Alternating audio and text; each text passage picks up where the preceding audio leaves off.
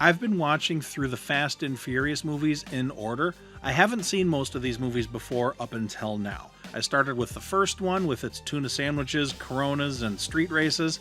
Apart from the movie Tokyo Drift, I've been more or less enjoying these films.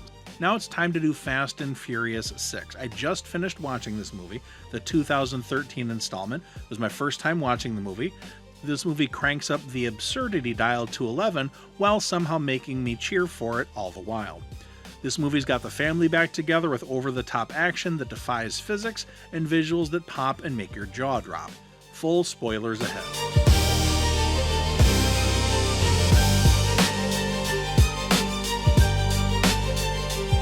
We kick off in the sunny Canary Islands where Dom Toretto, played by the ever-stoic Vin Diesel, who's basically a walking muscle car at this point, and Brian O'Connor, Paul Walker's ex-cop turned fugitive family man, are living the post-heist dream life after the score from Fast 5. They're racing each other down winding roads in these sleek sports cars, cameras swooping around. Visually, it's gorgeous, even if the race is kind of stupid.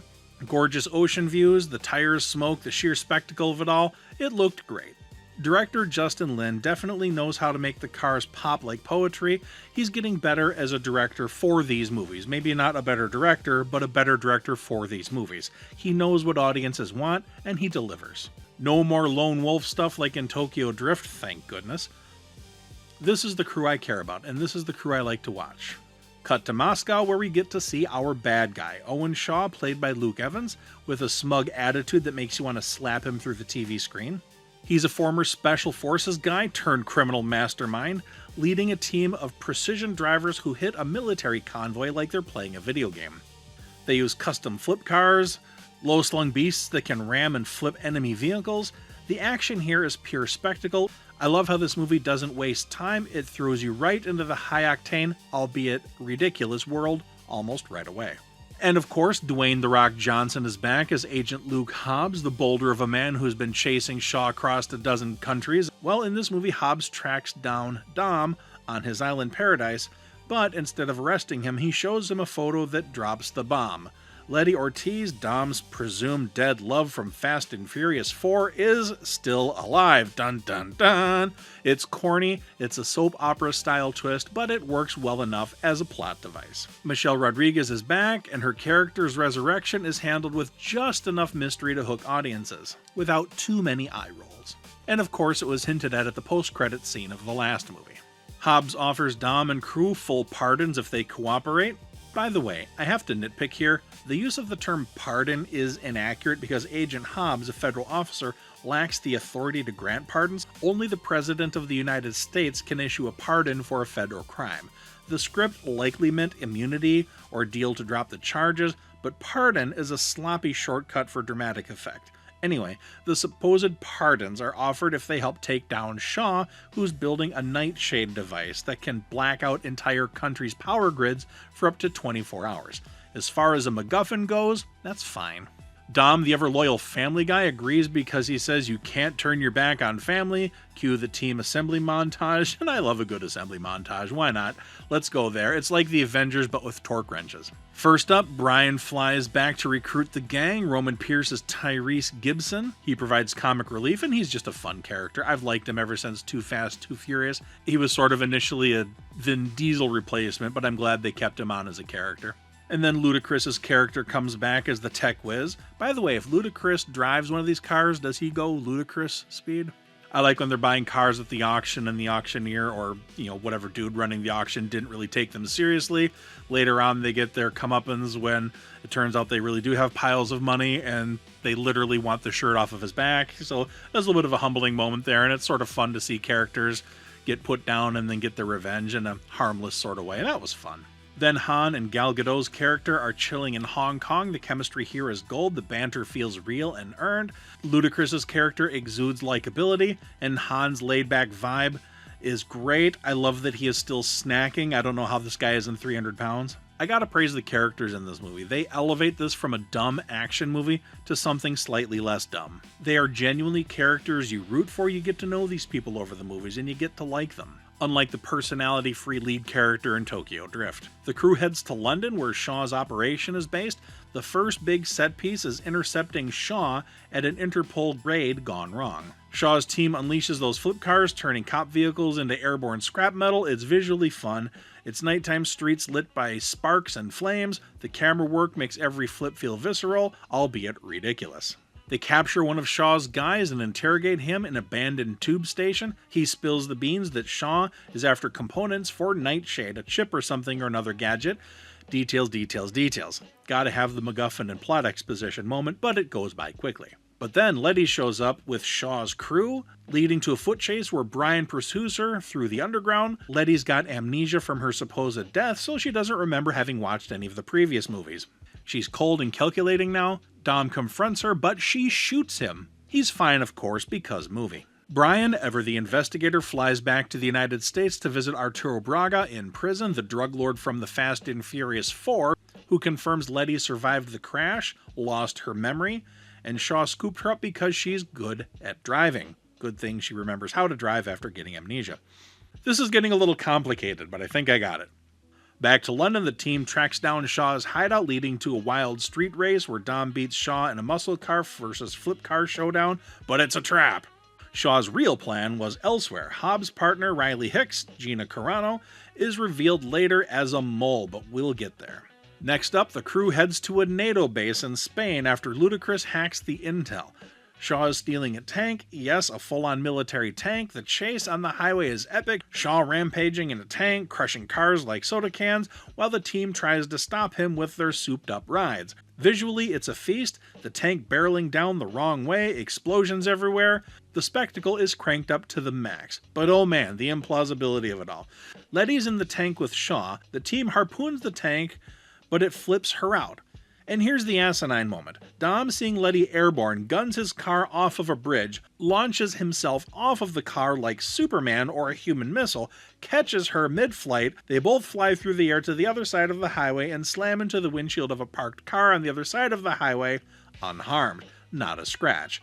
Later in the movie, when they're safe, Letty asks, "How did you know there'd be a car to break our fall?" And Dom replies with his gravelly voice, "I didn't."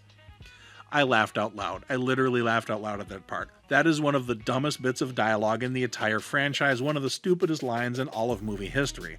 A car is not a fluffy pillow. It isn't designed to break your fall. Sure, Dom, because nothing cushions a 100-foot free fall like metal and glass. Does their pardon apply to breaking the laws of physics? But damn, it doesn't matter because it's fun to watch. The slow motion heroism is pure popcorn bliss. Even if it's exceptionally stupid, it's still fun. The fun outweighs the stupid, just barely. With Letty back, sort of, the amnesia is still there, they capture Shaw, but here's the twist. The team kidnaps Mia as leverage. Uh-oh. Shaw is released, but not before monologuing about his code, precision over emotion, blah blah blah villain stuff. Turns out Riley's the traitor working for Shaw. They escape to an airfield where Shaw boards a massive cargo plane with Nightshade. The climax is an action-packed runway sequence where the team chases a plane as it taxis for takeoff. They harpoon it to keep it from flying or something, trying to ground it. This thing goes on forever. The runway must be something like 30 miles long because they're driving at full speed what feels like at least 10 minutes continuously. Absolutely ridiculous. In real life, planes take off and land in under a mile, but here, it's a never-ending runway of doom. Someone should do the math on this. How fast were they going for how long? I don't think any runway on planet Earth is anywhere near that long. I found myself literally laughing out loud at the absurdity of this all, especially when the plane is off the ground and hovering about 50 feet up as the cars are able to keep up with it underneath, mile after mile. Anyway, fight breaks out, Han and Wonder Woman on a car where she sacrifices herself to save Han from a goon so that we could make it to Tokyo Drift 3 movies ago. She falls to her presumed death, heartbreaking but badass. Hobbs wrestles the giant Klaus inside the plane, tossing him out like yesterday's trash. Hobbs fights Riley, and Letty shoots her out the side after a brutal catfight. Brian rescues Mia from a flipping car, more implausibility, but at this point, who gives a shit? It's basically a cartoon at this point. Dom's inside the plane battling Shaw, revs a car through the cargo hold, the plane crashes and nosedives and plummets and explodes into a fireball of glory, yet Dom walks away unscathed, of course, because he's wearing his hero armor and there's sequels to be made, damn it. The visuals here are top tier, the plane tearing apart, cars zipping underneath, flames everywhere. It's the definition of spectacle, loud, dumb, and utterly thrilling. It's so stupid that I actually feel a little bit mad at myself for enjoying it. Shaw has been taken out and they get their pardons. Back in Los Angeles, they're having a barbecue at the old Toretto house with Letty remembering bits and pieces of her past. It's a warm, character-driven close emphasizing family bonds. Han mentions heading to Tokyo. Nice nod, even if Tokyo Drift sucked. That is so weird, by the way. Tokyo Drift is the third movie, but takes place after the sixth movie, which has the number 6 in the title. Whose idea was that? But wait, after the credits, we're in Tokyo. Han's driving, he gets T-boned by a mysterious Mercedes. The driver steps out. Hey, it's Jason Statham. Looking menacing as always, he tosses a cross necklace on the ground, calls Dom, "You don't know me, but you're about to." Boom! Han's car explodes. It's a killer hook tying back to Tokyo Drift's events, so I guess the movie is relevant after all, damn it. I'm really excited to watch Fast and Furious 7. I guess it's called Furious 7, right? We'll see what Jason Statham's deal is. No spoilers here, I haven't seen these movies yet, but man, I am actually pretty excited to see this. Please hit that like and subscribe button so you don't miss my review of Fast 7 when I get to that shortly. I hope that movie is just as fun, maybe just a little bit less stupid. Overall, Fast and Furious 6 was a blast. The visuals pop, the characters shine with heart and humor, and the spectacle is unmatched. Now, this movie is a case study in why characters are important. You can forgive a lot of dumb movie stuff if the characters are fun and likable, and in this movie, they are. Took a few movies for us to get to know them, but now that they are solidly established characters, you root for them, you want them to succeed, and you don't mind that the spectacle is impossible. I mean, that runway scene just had me laughing. It's just way too long. And Dom playing Superman, catching the woman, it's charmingly dumb, but the charming outweighs the dumb. But here's the thing, the movie's not trying to be realistic. It's a car-infused fantasy film, and if you watch it with that in mind, you're going to enjoy it more. Well, I'm off to go watch Fast and Furious 7, which I hear is a touching send-off for Brian's character. I can't wait to see it. Until next time, my name is Eric Wilford Watson, signing out.